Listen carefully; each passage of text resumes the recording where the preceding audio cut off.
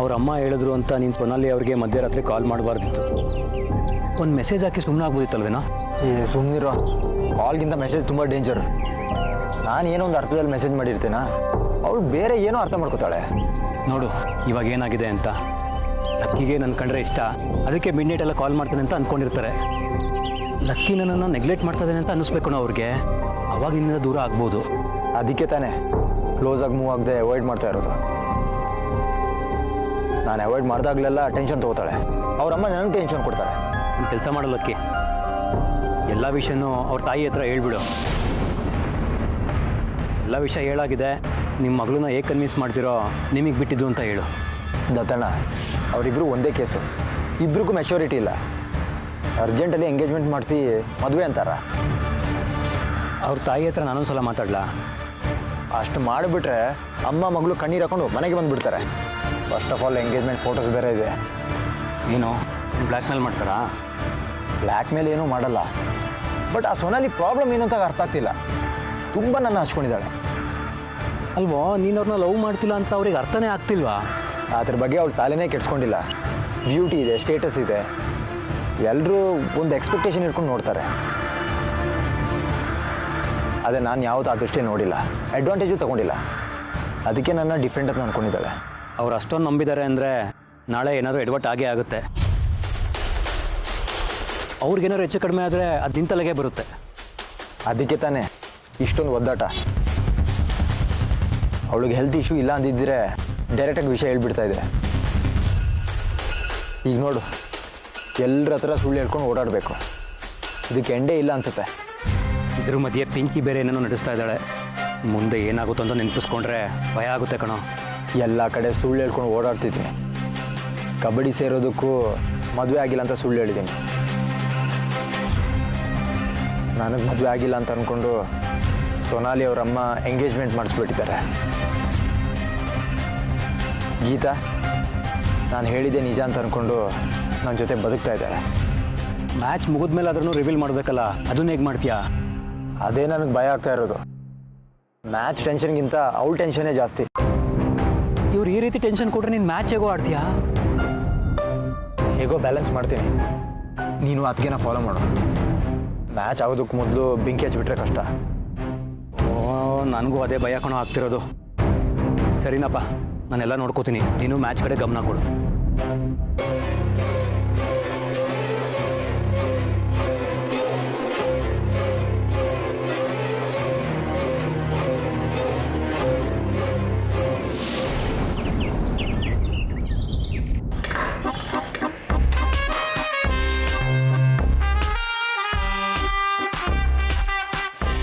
ಅತ್ತೆ ಕಣ್ಣು ಉರಿತಿದೆ, ನೀರು ಬರ್ತಿದೆ ಅತ್ತೆ. ಇಲ್ಲಿ ನೋಡಿ ಸಾಕು ಅಂತ. ಅಲ್ಲ ಕಣೆ, ಈರುಳ್ಳಿ ಹೆಚ್ಚಿದ್ರೆ ಕಣ್ಣಲ್ಲಿ ನೀರು ಬರದೆ ಇನ್ನೇನು ಬರುತ್ತೆ?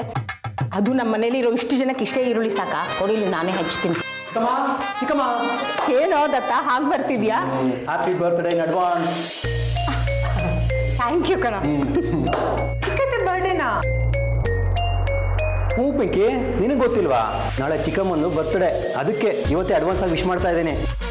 ಹ್ಯಾಪಿ ಬರ್ಡೇ ಚಿಕ್ಕತ್ತೆ. ಥ್ಯಾಂಕ್ಸ್ ಪಿಂಕಿ. ಯಾಕ್ರಿ ಅತ್ತೆ ಬರ್ಡೇ ಅಂತ ನನ್ನ ಹತ್ರ ಹೇಳೇ ಇಲ್ಲ? ಓಹೋ, ನೀವು ಮೊದಲು ವಿಶ್ ಮಾಡಿ ಅತ್ತೆ ಹತ್ರ ಒಳ್ಳೆಯವ್ರಾಗಬೇಕು ಅಂತನಾ? ಅತ್ತೆ ನೀವಾದರೂ ನನ್ನ ಹತ್ರ ಹೇಳೋದಲ್ವಾ? ಅವ್ರಿಗಿಂತ ಮೊದಲು ನಾನೇ ವಿಶ್ ಮಾಡ್ತಿದ್ದೆ. ಅಲ್ಲ ಕಣೆ ಪಿಂಕಿ, ನಾಳೆ ನಾನು ಹುಟ್ಟಿದಬ್ಬ ಅಂತ ತಲೆ ಮೇಲೆ ಬೋರ್ಡ್ ಹಾಕೊಂಡು ತಿರ್ಗಾಡ್ಲಾ? ಮುಂದಿನ ವರ್ಷ ಹಂಗೆ ಮಾಡ್ತೀನಿ ಬಿಡು.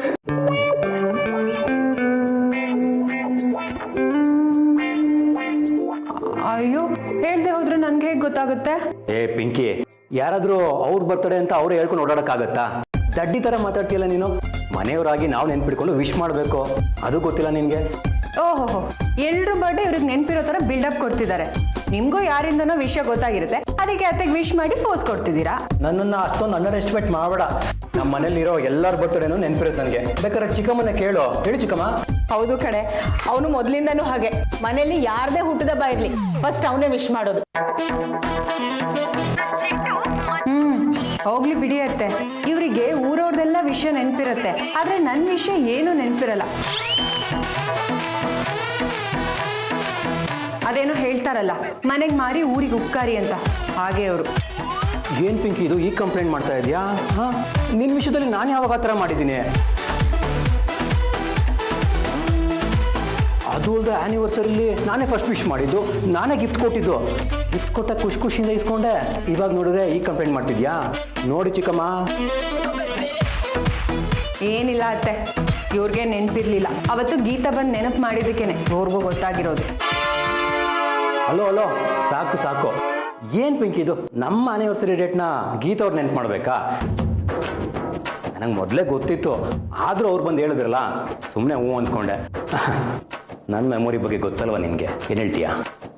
ಚೆನ್ನಾಗಿ ಗೊತ್ತು ಬಿಡಿ, ನಿಮಗೆ ಗೀತಾ ಹೇಳಿದ್ದಕ್ಕೆ ನೆನಪಾಗಿದ್ದು ಅಂತ. ಅಬ್ಬಾ, ಇಬ್ರು ಸ್ವಲ್ಪ ಸುಮ್ಮನೆ ಇರ್ತೀರಾ? ಒಂದು ಚಿಕ್ಕ ವಿಷಯ ಸಿಕ್ಕಿದ್ರೆ ಸಾಕು, ಅದನ್ನೇ ದೊಡ್ಡದ್ ಮಾಡಿ ಜಗಳ ಶುರು ಮಾಡ್ಬಿಡ್ತೀರಾ ಅಲ್ಲ? ಇವ್ರಿಗಿಂತ ಒಬ್ರು ವಾದ ವಿವಾದ ಮಾಡೋದ್ರಲ್ಲಿ. ಅದು ಚಿಕ್ಕಮ್ಮ, ಹಾಗೆ ಬೈರಿ ಅವಳಿಗೆ. ನಾನು ಎಷ್ಟು ಹೇಳಿದ್ರು ನನ್ನ ಮಾತೆ ಕೇಳೋದಿಲ್ಲ ಇವಳು. ಹಲೋ ಚಿಕ್ಕತ್ತೆ, ನಿಮಗೂ ಸೇರೆ ಬೈತಾ ಇರೋದು.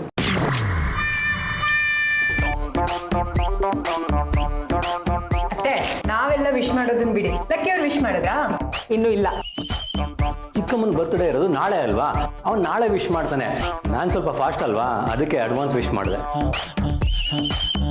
ನನಗೇನೋ ಹಾಗೆ ಅನ್ನಿಸ್ತಾ ಇಲ್ಲಪ್ಪ. ಮೋಸ್ಟ್ಲಿ ಅವ್ರಿಗೆ ನೆನಪಿದ್ಯೋ ಇಲ್ವೋ?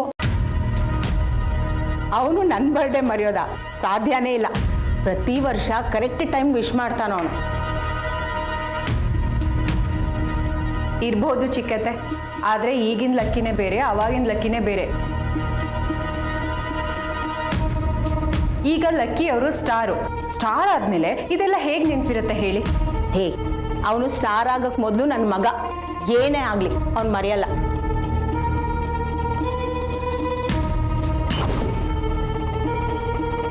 ಸರಿ ಚಿಕ್ಕತ್ತೆ, ಈಗ ನಾವೇ ಇದ್ರ ಬಗ್ಗೆ ಮಾತಾಡಿದ್ರೆ ನಮ್ಗೆ ಹೇಗೆ ಗೊತ್ತಾಗುತ್ತೆ?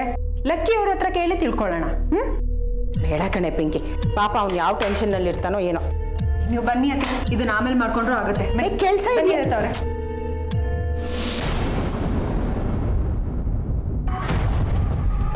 ಬನ್ನಿ ಬನ್ನಿ ಅತ್ತೆ. ಲಕ್ಕಿ ಅವರೇ, ಕೆಲಸ ಮಾಡ್ಕೋತಿದ್ದೀರಾ? ಹ್ಞೂ ಅದಕ್ಕೆ. ನಾಳೆ ಏನ್ ದಿನ ಹೇಳಿ? ನಾಳೆ ಏನು? ಅದೇ ನಾಳೆ ಏನ್ ಡೇಟ್ ಹೇಳಿ? ನಾಳೆ ಕ್ಯಾಲೆಂಡ್ರಲ್ಲಿ ಒಂದು ದಿನ ಜಾಸ್ತಿ ಆಗಿರುತ್ತೆ, ಇನ್ನೇನು? ಅದೇ ಆ ಡೇಟಲ್ಲಿ ಏನ್ ಸ್ಪೆಷಲ್ ಇದೆ? ಅಯ್ಯೋ, ನನಗೆ ಡೇಟ್ಗಳೇ ನೆನಪಿರಲ್ಲ, ಅದರಲ್ಲಿ ಏನು ಸ್ಪೆಷಲ್ ಅಂತ ಕೇಳ್ತಾ ಇದ್ದೀರಾ? ಏನು ಸ್ಪೆಷಲ್ಲು? ಏನೋ ದತ್ತಣ್ಣ, ಎಲ್ಲ ಸೇರ್ಕೊಂಡು ಏನೋ ಪ್ಲ್ಯಾನ್ ಮಾಡ್ಕೊಂಡು ಬಂದಿದ್ದೀರಾ. ಏನಮ್ಮ? ಏನೂ ಇಲ್ಲ. ಅತ್ತೆ ಹೇಳಿಲ್ವಾ ಏನ್ ಸ್ಪೆಷಲ್ ಅನ್ನೋದು ಲಕ್ಕಿಯವ್ರಿಗೆ ಗೊತ್ತಿಲ್ಲ. ಅದು ಪ್ರಾಬ್ಲಮ್ ಆಗಿರೋದು ಏನು ಗೊತ್ತಾ? ಅವನಿಗೆ ಡೇಟ್ ಮಾಡ್ತಾ ಹೊಟ್ಟಿದ್ದಾನೆ. ಲಕ್ಕಿ, ನಾಳೆ ಡೇಟ್ ಎಷ್ಟಪ್ಪ? ಎಷ್ಟು? ಏಪ್ರಿಲ್ 6 ಕೊಡು. ಏಪ್ರಿಲ್ 6? ಹಾಗಾದ್ರೆ ಇವತ್ತು ಏಪ್ರಿಲ್ 5. 5 ಆದ್ಮೇಲೆ 6 ತಾನೆ, ಸುಮ್ಮನೆ ಹೋಗ.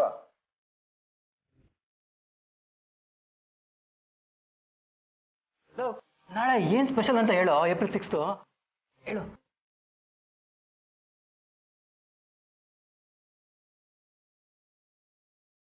ಸುಮ್ಮನೆ ಏನೇನೋ ಮಾತಾಡಬೇಡ ಲಕ್ಕಿ. ನಿನ್ ಮರ್ಯಾದೆ ಪ್ರಶ್ನೆ, ದಯವಿಟ್ಟು ನೆನ್ಪು ಮಾಡ್ಕೊ ನಾಳೆ ಏನಂತ. ನನಗೆ ದೇವರನ್ನ ಗೊತ್ತಿಲ್ಲ ಕಣೋ. ನಿಂಗೆ ನಿಜವಾಗ್ಲೂ ನೆನಪಿಲ್ವಾ? ಇಲ್ಲ ಅಂತ ಹೇಳಿದ್ನಲ್ಲ.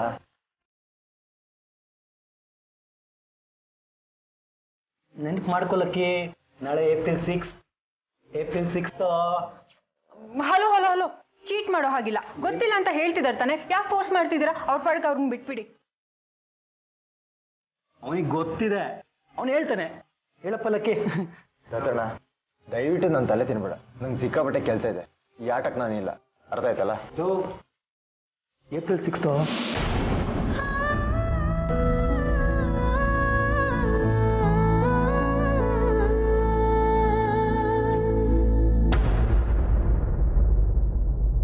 ನೋಡು, ನಿನ್ನಿಂದ ಚಿಕ್ಕಮ್ಮ ಬೇಜಾರು ಮಾಡ್ಕೊಂಡು ಹೋದ್ರು. ಮಾಡ್ಕೊಳ್ಳಿ ಬಿಡಿ, ಮಗ ಅಂತ ತಲೆ ಮೇಲೆ ಹೊತ್ಕೋತಾ ಇರ್ತಾರೆ. ಈಗ ಗೊತ್ತಾಗಿರುತ್ತೆ ಅವ್ರ ಬಣ್ಣ ಏನು ಅಂತ.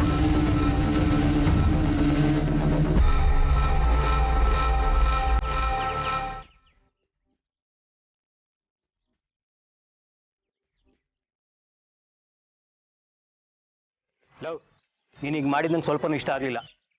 ನಾನೇನೋ ಮಾಡಿದೆ? ಏನು ಅಂತ ಕೇಳ್ತಿಲ್ಲ, ನಿಂಗೊಂದು ಸೂಕ್ಷ್ಮನೂ ಅರ್ಥ ಆಗಲ್ವಾ? ಪಾಪ ನಿನ್ನಿಂದ ಚಿಕ್ಕಮ್ಮ ಬೇಜಾರಾದ್ರು, ದಡ್ಡ ಕಣ ನೀನು. ಅಮ್ಮ ಬೇಜಾರು ಮಾಡ್ಕೊಂಡ್ರ? ಲೋ, ನನ್ನ ಪಾಡಕ್ಕೆ ನಾನಿದ್ದೀನಿ, ಯಾಕೆ ಬೇಜಾರು ಮಾಡ್ಕೊಂಡ್ರು? ವಿಷಯ ಇದೆಯಪ್ಪ, ಸರಿಯಾಗಿ ಒಂದು ಡೇಟ್ ನೆನ್ಪಿಟ್ಕೊಳಕ್ಕಾಗಲ್ವಲ್ಲ ನಿನಗೆ? ನಾಳೆ ಚಿಕ್ಕಮ್ಮನ ಬರ್ತ್ಡೇ, ಮಗ ಆಗಿ ನೀನೇ ಡೇಟ್ ನೆನ್ಪಿಟ್ಕೊಂಡಿಲ್ವಲ್ಲೋ? ಪಾಪ ಅದಕ್ಕೆ ಬೇಜಾರಾಗ್ಬಿಟ್ಟು ಹೋದ್ರು. ಶಿಟ್. ಈಗ ಶೆಟ್ ಅಯ್ಯೋ,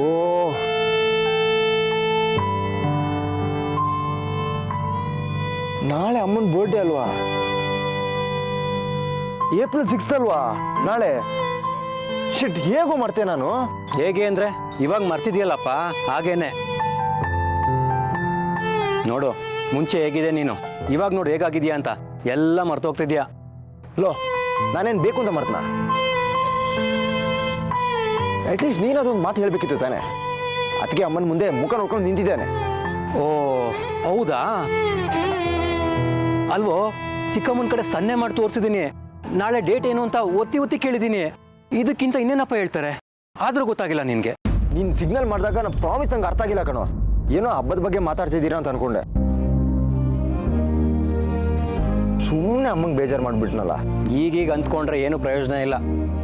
ಆ್ಯನಿವರ್ಸರಿನೇ ನೆನಪಿರಲ್ಲ ನಿನಗೆ, ಇನ್ನೇನು ಮಾಡೋಕ್ಕಾಗತ್ತೆ ಬಿಡು.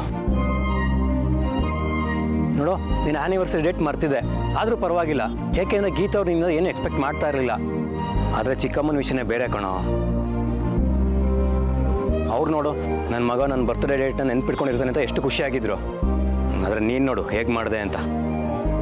ಹೋಗ್ಲಿ ಬಿಡು, ಬರ್ಡೇ ಇರೋದು ನಾಳೆ ತಾನೆ, ನಾಳೆ ವಿಶ್ ಮಾಡ್ತೀನಿ. ಇವತ್ತೇ ವಿಶ್ ಮಾಡಬೇಕು ಅಂತ ರೂಲ್ಸ್ ಇದೆಯಾ? ಇದೇ ವಿಷಯ ಇಟ್ಕೊಂಡು ಅಮ್ಮಂಗೆ ಸಮಾಧಾನ ಮಾಡ್ತೀನಿ, ನೋಡ್ತಾ ಇರೋ. ಇವತ್ತೇ ವಿಶ್ ಮಾಡಬೇಕು ಅಂತ ಏನಿಲ್ಲ, ನಾಳೆನೂ ವಿಶ್ ಮಾಡ್ಬೋದು.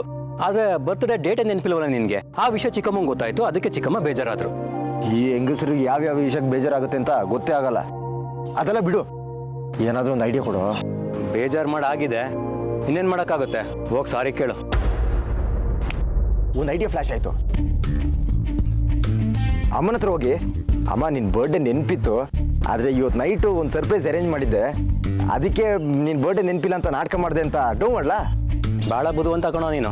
ಚಿಕ್ಕಮ್ಮಂಗೆ ಗೊತ್ತಿರುತ್ತೆ ಎಲ್ಲ ವಿಷಯ ನಾನು ನಿನ್ನ ಹತ್ರ ಹೇಳಿರ್ತೀನಿ ಅಂತ. ನೋಡ, ಸುಮ್ಮನೆ ಡವ್ ಮಾಡಿ ಸಿಕ್ಕಾಕೊಳಕ್ಕೆ ಹೋಗ್ಬೇಡ. ಇರೋ ವಿಷಯನ ಹೇಳ್ಬಿಟ್ಟು ಸಾರಿ ಕೇಳು. ಹೇಗಿದ್ರು ಅವ್ರ ಬರ್ಡೇ ಮರ್ತಿದ್ಯಾ? ಮರ್ತೋಗಿತ್ತು ಅಂತಲೇ ಹೇಳ್ಬಿಡು. ಇರೋ ವಿಷಯ ಹೇಳು. ಹೋಗು, ಸಾರಿ ಕೇಳೋಗು. ಈಗಲೇನಾ? ಇಲ್ಲಪ್ಪ, ಒಂದು ವಾರ ಬಿಟ್ಟು ಹೋಗು. ಹೋಗಲ್ಲ, ಹೋಗ ಹೋಗ ಹೋಗ.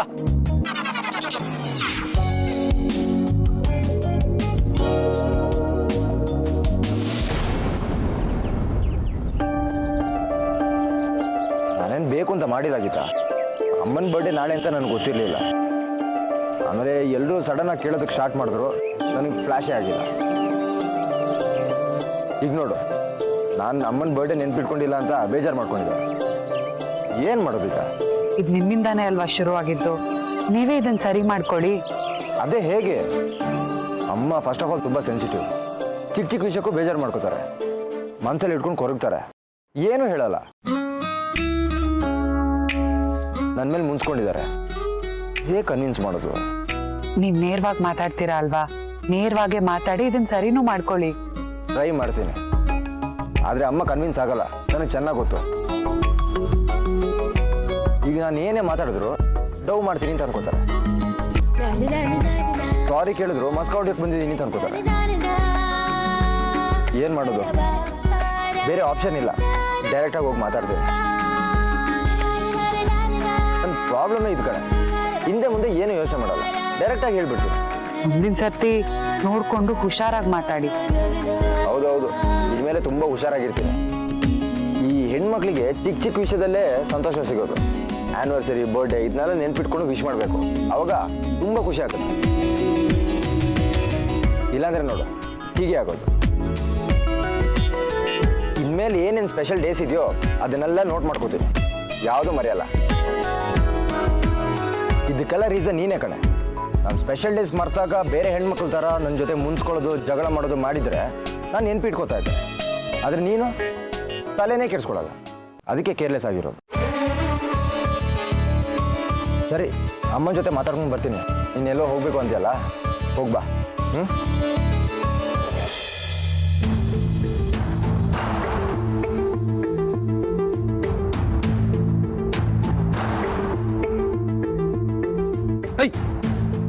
ಯಾರು? ಯಾಕೆ ಅಷ್ಟೊಂದು ಓವರ್ ಆಕ್ಟಿಂಗ್ ಮಾಡ್ತೀರಾ? ಹೆಂಡತಿಗೆ ಹೆರಿಗೆ ಹಾಕುವಾಗ ಗಂಡ ವಾರ್ಡ್ ಹೊರಗಡೆ ನಿಂತ್ಕೊಂಡು ಆ ಕಡೆಯಿಂದ ಈ ಕಡೆಗೆ, ಈ ಕಡೆಯಿಂದ ಆ ಕಡೆಗೆ ಓಡಾಡೋ ಥರ ಓಡಾಡ್ತಿದ್ದೀರಲ್ಲ ಅಷ್ಟು ಟೆನ್ಷನಲ್ಲಿ. ನಿಮ್ಗೇನಾಗಿದೆ? ನಾನು ಚೆನ್ನಾಗೇ ಇದ್ದೀನಲ್ಲ. ನಿನ್ಗೇನೂ ಆಗಿಲ್ಲ. ಲಕ್ಕಿ ಚಿಕ್ಕಮ್ಮನ ಹತ್ರ ಮಾತಾಡೋಕೆ ಹೋಗಿದ್ದೇನೆ. ಚಿಕ್ಕಮ್ಮ ಕನ್ವಿನ್ಸ್ ಆಗ್ತಾರೋ ಇಲ್ವೋ ಅಂತ ಟೆನ್ಷನಲ್ಲಿ ಆ ಕಡೆಯಿಂದ ಈ ಕಡೆ, ಈ ಕಡೆಯಿಂದ ಆ ಕಡೆ ಓಡಾಡ್ತಾ ಇದೆ. ತಾಯಿ ಮಗನ ಮಧ್ಯೆ ನೀವ್ಯಾಕೆ ಹೋಗ್ಬೇಕು? ಇವತ್ತು ಜಗಳ ಮಾಡ್ತಾರೆ, ನಾಳೆ ಸರಿ ಹೋಗ್ತಾರೆ. ಮಧ್ಯದಲ್ಲಿ ನಾವು ಹೋದ್ರೆ ನಿಷ್ಠುರ ಆಗೋದು ನಾವೇ, ಅರ್ಥ ಮಾಡ್ಕೊಳ್ಳಿ. ಜಗಳ ಆದರೂ ಪರವಾಗಿಲ್ಲ, ಆದರೆ ಚಿಕ್ಕಮ್ಮನ ಬಗ್ಗೆ ನಿನಗೆ ಗೊತ್ತಲ್ವಾ? ಮೊದಲೇ ಸೈಲೆಂಟ್ ಅವರು. ಮನ್ಸಲ್ಲಿ ಎಷ್ಟೇ ಬೇಜಾರಿದ್ರೂ ತೋರಿಸ್ಕೊಳ್ಳೋದಿಲ್ಲ, ಮೇಲೆ ನಗ್ತಾನೆ ಇರ್ತಾರೆ. ಅಟ್ಲೀಸ್ಟ್ ಬಾಯ್ ಬಿಟ್ಟು ಮಾತಾಡಿದ್ರೆ ಮನ್ಸಲ್ಲೇನೂ ಇರೋದಿಲ್ಲ. ಚಿಕ್ಕಮ್ಮ ಬಾಯ್ ಬಿಟ್ಟು ಮಾತಾಡೋದು ಇಲ್ಲ, ಮನ್ಸಲ್ಲೇ ಇಟ್ಕೊಂಡು ಕೊರಗ್ತಿರ್ತಾರೆ.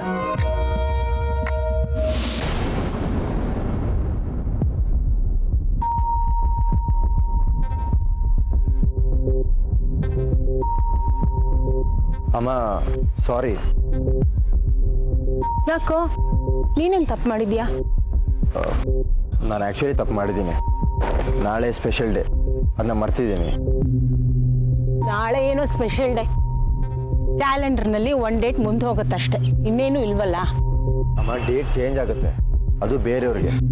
ಆದರೆ ನಮಗೆ ಸ್ಪೆಷಲ್ ಡೇ. ನಾಳೆ ನಿನ್ನ ಬರ್ತ್ಡೇ. ಅಷ್ಟೇನಾ? ಬರ್ಡೇಗೇನೋ ಬರುತ್ತೆ ಹೋಗುತ್ತೆ. ನೀನೇನೋ ಕೆಲಸ ಮಾಡ್ತಿದ್ಯಲ್ಲ, ಮಾಡು ಹೋಗು. ಪಾಪ ನಾವು ಸುಮ್ಮನೆ ಬಂದು ನಿಂಗೆ ಡಿಸ್ಟರ್ಬ್ ಮಾಡಿದ್ವಿ ಅಲ್ವಾ? ಹೋಗು ಹೋಗು. ಅಮ್ಮ ಸಾರಿ ಅಂತ ಹೇಳಿದ್ನಲ್ಲ, ಇನ್ನೂ ನನ್ನ ಮೇಲೆ ಸಿಟ್ರಾ? ನಾನು ಯಾಕೋ ನಿನ್ನ ಮೇಲೆ ಸಿಟ್ಟು ಮಾಡ್ಕೊಳ್ಳಿ? ಯಾಕೆ ಈ ಥರ ಮಾತಾಡ್ತಿದ್ಯಾ ಅಂತ. ಬರ್ಡೇ ಮರ್ತೆ ಅಂತ ತಾನೇ? ನನ್ನ ಬರ್ಡೇ ಅಷ್ಟೇನು ಮುಖ್ಯ ಇಲ್ಲ ಕಣೋ, ನೀನು ನೆನ್ಪಿಟ್ಕೊಳ್ಳೋ ಅಷ್ಟು. ಅದು ಅಲ್ಲದೆ ನೀನು ನನ್ನ ಬರ್ಡೇನ ನೆನ್ಪಿಟ್ಕೊಂಡು ವಿಶ್ ಮಾಡಬೇಕು ಅಂತ ನಾನು ಯಾವತ್ತೂ ಎಕ್ಸ್ಪೆಕ್ಟು ಮಾಡಿಲ್ಲ. ನನಗೆ ಗೊತ್ತಾಗುತ್ತೆ ಅಮ್ಮ, ನಿನ್ಗೆ ಎಷ್ಟು ಬೇಜಾರಾಗಿರುತ್ತೆ ಅಂತ. ಪ್ರತಿ ವರ್ಷ ನಿನ್ನ ಬರ್ಡೇ ನೆನಪಲ್ಲಿ ಇಟ್ಕೊಂಡು ಅಡ್ವಾನ್ಸಾಗಿ ವಿಶ್ ಮಾಡ್ತಾ ಇದ್ದೆ, ಸರ್ಪ್ರೈಸ್ ಕೊಡ್ತಾ ಇದ್ದೆ. ಈ ವರ್ಷನೂ ನೆನ್ಪು ಮಾಡ್ಕೋತಿದ್ದೆ, ಬಟ್ ಎಲ್ಲರೂ ಬಂದು ಸಡನ್ನಾಗಿ ಕೇಳಿಬಿಟ್ರು. ನನಗೇನು ಫ್ಲ್ಯಾಶ್ ಆಗಲಿಲ್ಲ. ಪರವಾಗಿಲ್ಲ ಬಿಡೋ, ನಿಂದೆ ಅದು ಕೆಲಸಗಳಿರುತ್ತೆ, ಪ್ರೆಷರ್ಗಳಿರುತ್ತೆ. ಇದ್ರ ಮಧ್ಯೆ ಈ ಸಣ್ಣ ಪುಟ್ಟ ವಿಷಯಗಳೆಲ್ಲ ನೆನಪಿರಲ್ಲ ಬಿಡು.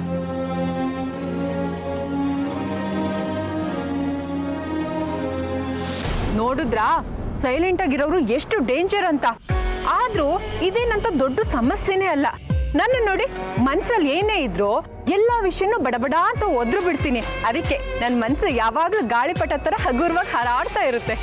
ಏನ್ ಪಿಂಕಿ ಇದು ಗಾಳಿಪಟ ಅದು ಇದು ಅಂತೆಲ್ಲ ಮಾತಾಡ್ತಿದ್ಯಾ? ಯಾವ್ದಾದ್ರು ಬುಕ್ ಏನಾದ್ರು ಓದಿದ್ಯಾ? ನಿಮ್ಮನ್ನ ಕಟ್ಕೊಂಡ್ಮೇಲೆ ಜೀವನ ಅನ್ನೋ ಬುಕ್ಕಲ್ಲಿ ಇದನ್ನೆಲ್ಲ ಓದಿದ್ದೀನಿ.